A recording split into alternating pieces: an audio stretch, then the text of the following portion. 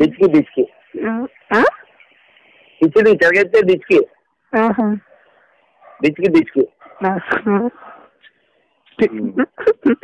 నువ్వేంటన్నా నువ్వు మనుషులు ఒకరినే తింటావా? అన్నం తినవా అసలు? నేను 100 మందిని కన్నా అనుకుంటున్నాను. అది రెడీ 100 మందిని సచ్చిదానంద చెప్పారు. మా పేద గురుగారు చెప్పారు. అది చెప్పాడు వాడు గాడు అలా పుస్తకంలో గాడ్డు ఆ రాడ్ పట్టుకుని అని బదులు కొట్టేమన్నాడు. బ్యాట్ గాడు ఆడు గాడ్ కాదు, ఫ్రాడ్. ఆడు గాడ్ కాదు, గాండు. అంతా యేసుకు పూలు పెట్టారు, మేరీకి పూలు పెట్టారు, పూకు చుట్టూ పూలు పెట్టారు, దానికి చేశారు విగ్రహం చుట్టూ పూలు పెట్టారు. ఏంటా మరి ఇదంతా? దివ్య బలి పూజ అంట మేరీకి. ఇక్కడ చూడండి, దివ్య బలి పూజ మేరీకి అంట.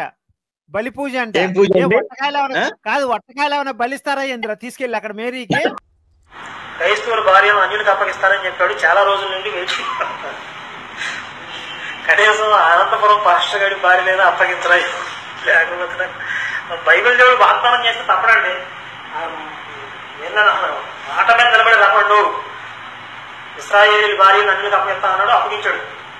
ఇప్పుడు అన్యులంటే క్రైస్తవులు కాని వాళ్ళు అన్యులు అని చెప్పి ప్రచారం చేస్తున్నారు. కాబట్టి ఇప్పుడు వీళ్ళు ఎవరైనా తప్పు చేసినా కూడా అన్యులకు అప్పగిస్తాడు వాళ్ళ భార్యను కూడా. బైబిల్ దేవుడు డ్యూటీ అదే, వీడి భార్య నా దగ్గర, ఆడి భార్య దగ్గర అటు ఇటు మారుస్తా ఉంటాడు. అందుకే మరి వాళ్ళ అమ్మకి రిబ్బన్ కటింగ్ చేసిన వాడితే అదే రోజు రిబ్బన్ కటింగ్ అయిన తర్వాత 8 నెలలకు కదా, అంటే 8 months బ్యాక్ అనమాట. అంటే ఇప్పుడు డిసెంబర్ కదా, ఒక 8 months బ్యాక్ వెళ్ళు.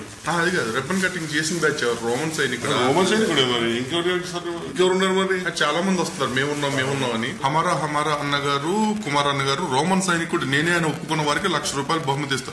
తమ్ముడు నువ్వు అలా ఒప్పుకుంటే నీకు ఒక 100 కోట్లు కావాలి పంచాలంటే. అంతమంది వస్తారు ముందుకి. అన్నలు నేను రాత్రికి గుడా పండుగలలో మిస్ తో కిస్ చేద్దామని అనుకుంటున్నా.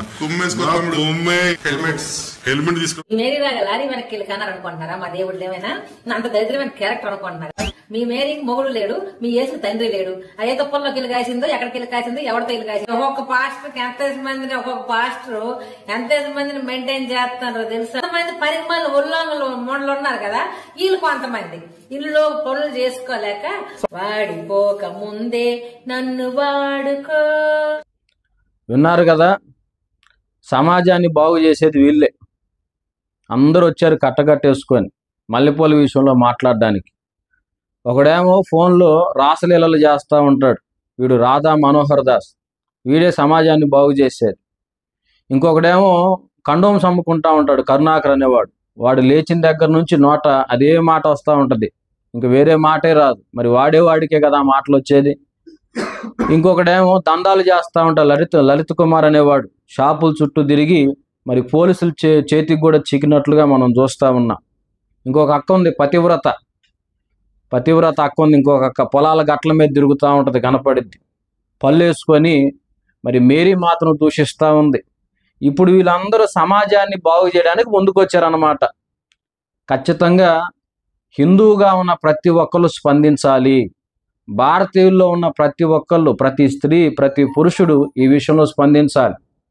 ఎందుకంటే ఇలాంటి నీచులు, సమాజానికి ఒక మాదిరి ఇవ్వలేని వ్యక్తులు, సమాజాన్ని బాగు చేయడానికి ఎందుకు పనికిరాని వ్యక్తులు వచ్చి మాట్లాడుతూ ఉంటే ఖచ్చితంగా యథార్థవంతులైన హిందూ సోదరులు, సోదరిమణులు అందరూ కూడా స్పందించి దీని విషయంలో మాట్లాడాలని కోరుతూ ఉన్నాం. ఈరోజు దైవ సేవకుడు శాలేమన్న గురించి ఎన్నో తప్పుడు ప్రచారాలు చేస్తూ ఉన్నారు. ఎన్నో జీవితాలను దేవుని కృపతో దైవ సేవకుడు మార్చాడు. అనేక మంది త్రాగుబోతులు మారిపోయారండి. ఎంతోమంది వ్యభిచార పాపంలో ఉన్నవారు మారిపోయారండి. A1 rowdy షీటర్లు మారిపోయారండి.